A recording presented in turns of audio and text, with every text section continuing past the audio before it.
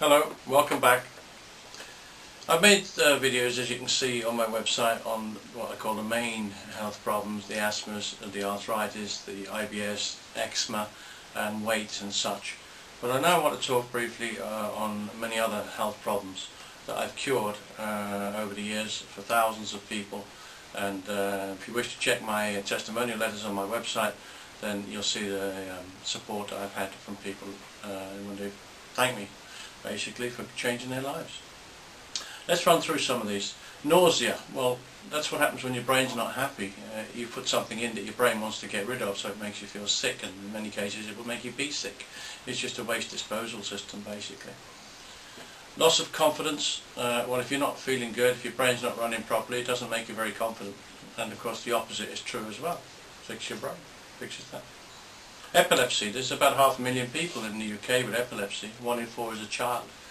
I've only treated a couple of epileptic cases over the years, but I've had incredible success, incredible.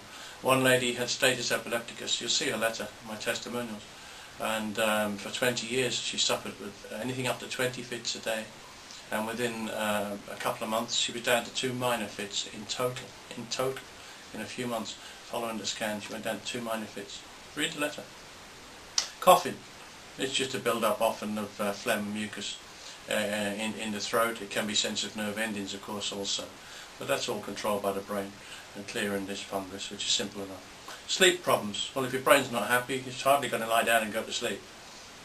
You can give your brain a bad drug and it go crazy. It can be at any time of the day or night. And if you do it just before you go to bed, well, you haven't got much chance really.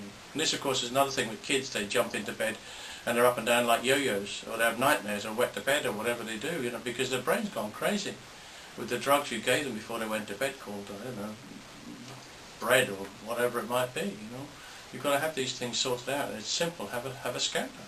Have a scan done. Nothing complicated about it. Lack of concentration. Well, again, if your brain's not working properly, how can you concentrate?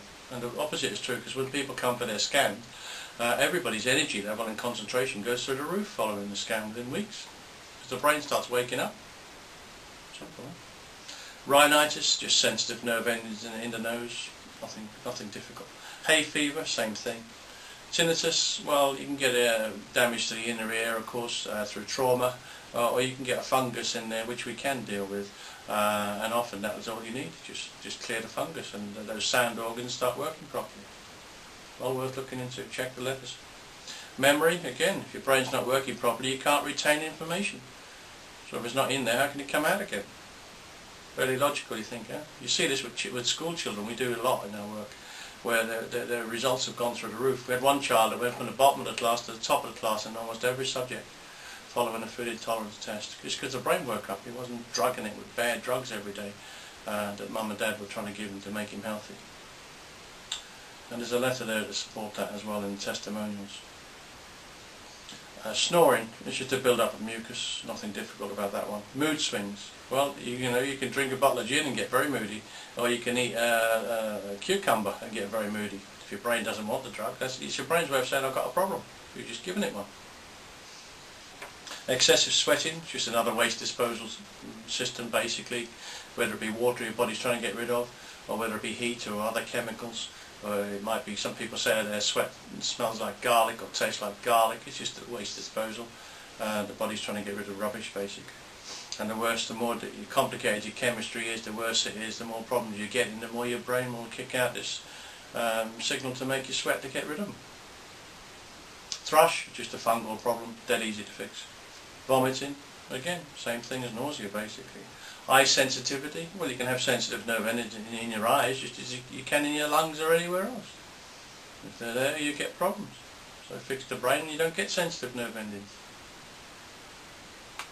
Leg and mouth ulcers, just a skin problem basically, nothing difficult about that. Sensitive nerve endings at these points, you end up getting dry, broken skin. Heartburn, again, just a fungal thing.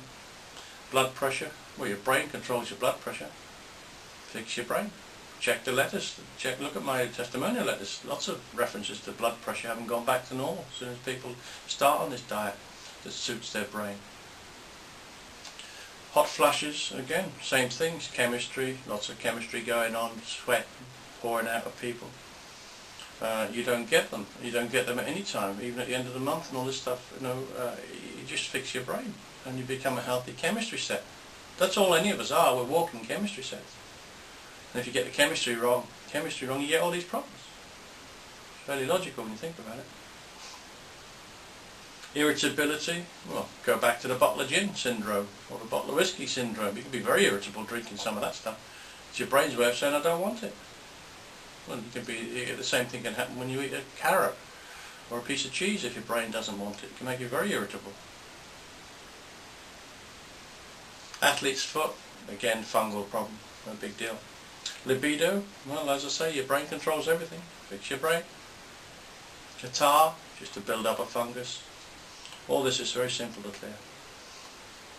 Hyperactivity, well, again, kids get sent to hospitals and doctors and clinics, and put on Ritalin and all sorts of nonsense for hyperactivity.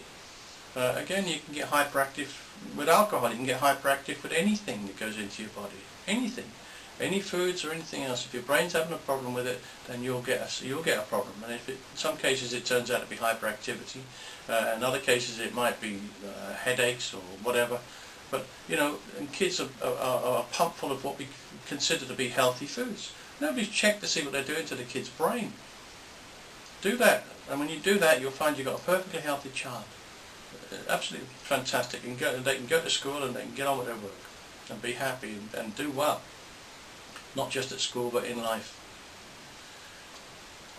Dizziness. Dizziness is something that you can get, again, going back to the old alcohol syndrome, but you can get dizzy for lots of reasons. If your brain's getting a drug it doesn't want.